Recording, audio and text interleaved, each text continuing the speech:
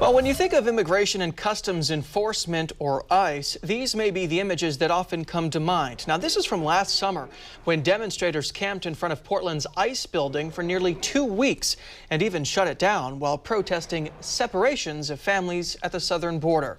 But did you know that there's a side of ICE that most people have not heard of and certainly don't talk about? That's right. It's a special unit that's in the middle of big investigations involving not just people, but iPhones, airbags, even CDs. Haley Rush with the Fox 12 investigators is sitting down with the special agents behind it.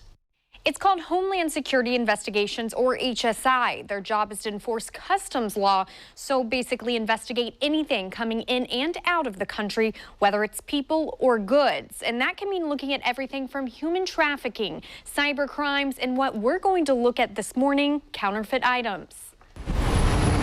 Inside the U.S. Department of Homeland Security, 3 cases sit in front of us, all being investigated by special agents with Homeland Security Investigations, a branch within ICE. One of the things we have laid out here is basically a counterfeit iPhone fraud warranty scheme. Special agent for HSI, Michael Williams, says a tip in 2017 eventually led them to Quan Zhang. Williams says Zhang was living in Corvallis, ordering counterfeit iPhones from China, then returning them to Apple and getting real phones in return. During the investigation, we found he had returned about 3,000 phones to Apple.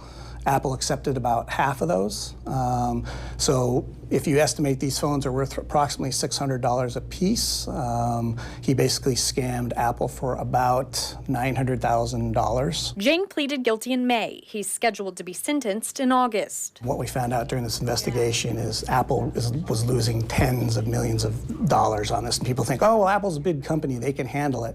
Well, all those costs get passed on to the consumers. Another recent case, one Williams calls dangerous, involves counterfeit airbag covers. He was actually ordering these from a supplier in China. Williams says Pavel Ryzhenkov, who did business in Salem and Sacramento, would then sell the covers on eBay. So you think, okay, well, not a big deal, right? Problem is if that airbag doesn't separate like it's supposed to, or the unit here isn't locked down and comes out, these become projectiles. That has caused deaths out there in the field. Special agents seized about $150,000 in cash from Ryzhenkov. He admitted to the scheme and was sentenced to 6 months in prison last year. But again, the main thing to take away from this for the consumers is if you see airbag covers online, it's probably a fake. Finally, a case out of state still being investigated by HSI agents. They can't tell us much, but say they've been purchasing music CDs on eBay from a couple sellers. And so far, every single one has come back as counterfeit. The reason they're high quality is because they're using the same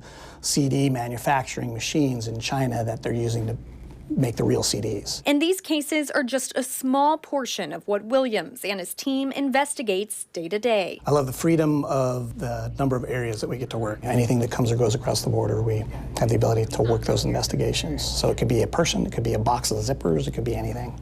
I'm told being sentenced for counterfeiting and trafficking goods could get you up to 20 years in prison. To see all HSI agents investigate, we've provided a list at kptv.com. In studio, Haley Rush, Fox 12 Oregon.